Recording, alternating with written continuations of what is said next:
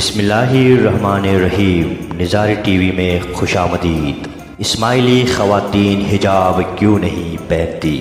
حجاب عربی زبان کا لفظ ہے، اس کے معنی پردہ کرنا ہے۔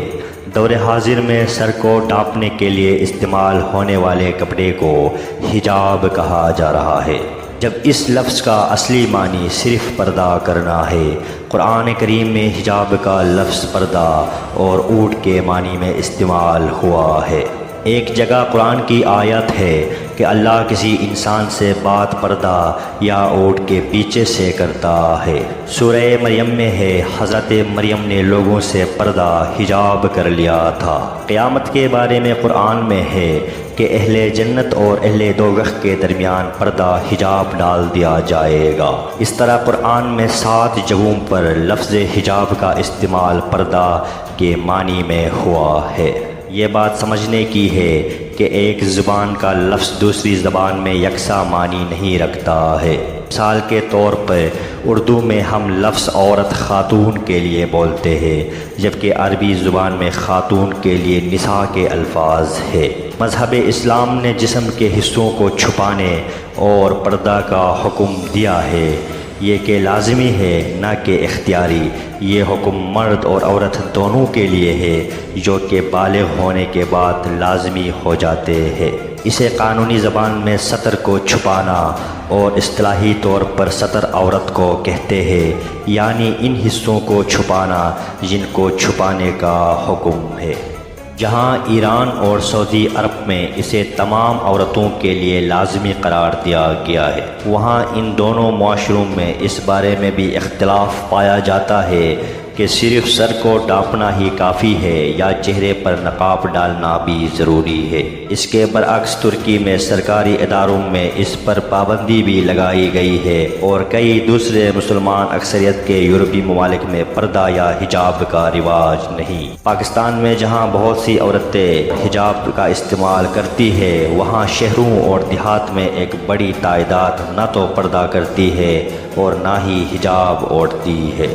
اگر دیکھا جائے تو پردہ یا حجاب صرف اسلامی شناخت نہیں رہا ہے، یہ قبل از اسلام کے دوسرے مذہب سے ہوتا چلا آ رہا ہے، اس لیے دنیا کے تمام ہی مذاہب میں اس کی روایت موجود ہے۔ ہندو مذہب میں سیتا جی کو ایک آئیڈیل خاتون مانا گیا ہے، جنہوں نے دشمنوں کے درمیان رہ کر بھی اپنی عفت و عصمت کی حفاظت کی اور اپنی آبرو پر کوئی دبا لگنے نہیں دیا۔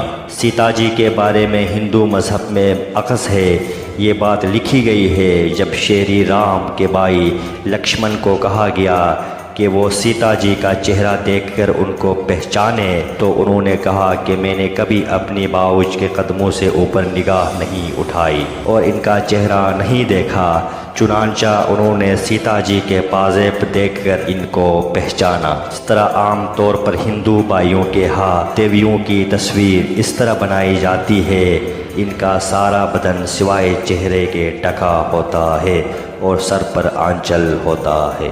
ہندوؤں کے بہت سے خاندانوں، خاص کر اعلیٰ ذات کے ہندوؤں میں عورتوں کو گھونگھٹ لینے کا قدیم رواج دیا ہے اور بہت سی جگہوں پر آج بھی موجود ہے۔ یہ گھونگھٹ اتنا بڑا ہوتا ہے، سر، چہرہ اور سینہ اچھی طرح چھپ جاتا ہے، بلکہ ہندو دھرم کی بنیادی کتاب وید میں پردے کا بہت واضح حکم ملتا ہے۔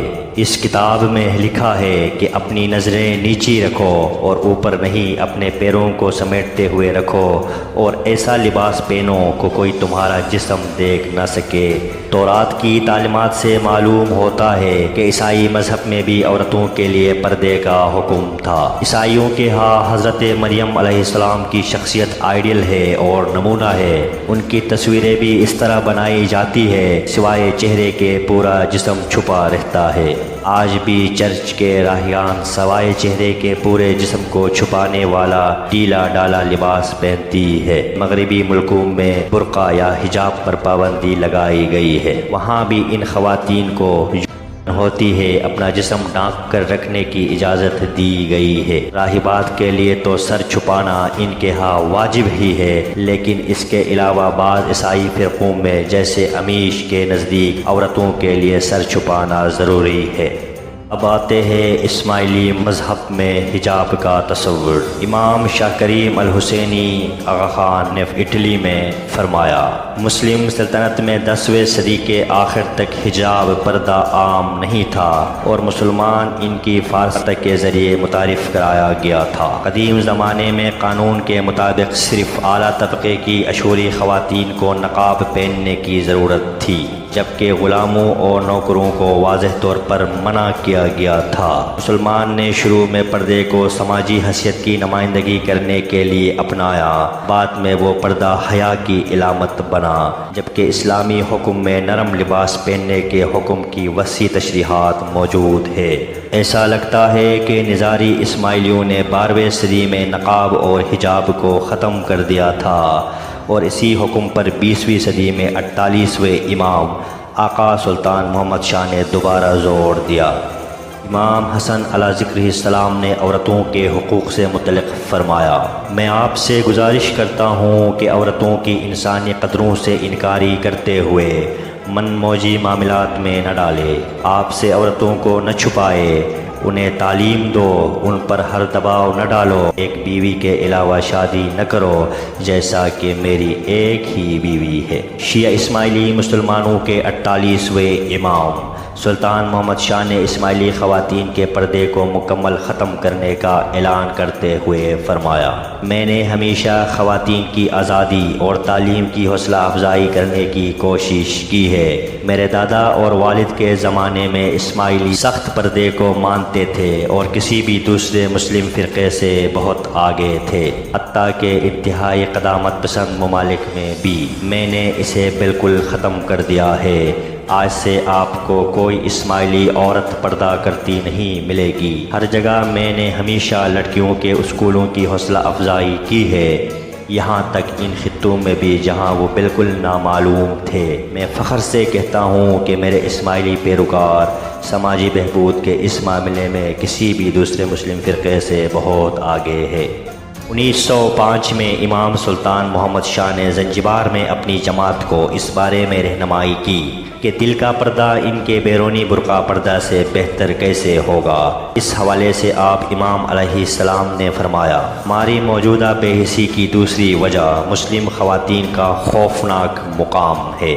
خوفناک اور سرطانی نشوونما کا جواز پیش کرنے کے لیے اسلام قرآن یا پہلی 2 صدیوں کی مثال میں قطعی طور پر کچھ نہیں ہے۔ 1000 سال اسلامی معاشرتی کی بحیات میں رکھی گئی ہے۔ عیسائیوں نے بعد کی فارس سامنی بادشاہوں کے طرز عمل سے مستفید ہو کر موجودہ نظام کو تیار کیا، جس کا مطلب ہے آدھی قوم کو مستقل قید اور غلام بنایا۔ ہم ان ماؤں کے بچوں سے ترقی کی توقع کیسے کر سکتے ہیں جنہوں نے جدید بنی نوع انسان کی آزادانہ سماجی میل جول کو کبھی شریک نہیں کیا یا دکھایا بھی نہیں۔ ہجرت کی 3 اور 4 صدی سے پروان چڑھنے والا یہ ہولناک کینسر یا تو کاٹ دیا جائے یا مسلم معاشرے کے جسم کو قوم کی تمام عورتوں کے مستقبل فیصلے سے زہر آلود کر دیا جائے۔ لیکن پردہ جیسا کہ آپ معلوم ہوتا ہے خود نبی صلی اللہ علیہ وسلم کے وفات کے طویل عرصے تک موجود نہیں تھا اور یہ اسلام کا حصہ نہیں ہے۔ بدر اور حنین کے بعد اسلام کے 2 اہم ترین محرکوں میں قدوسیہ اور یرموک میں مسلمان خواتین نے جو کردار ادا کیا، ان محرکوں کے بعد زخمیوں کی ان کی شاندار پرورش بذات خود کسی بھی معقول شخص کے لیے اس بات کا ثبوت ہے کہ پردہ جیسا کہ آپ سمجھ میں آیا ہے اصحاب رسول نے کبھی تصور نہیں کیا۔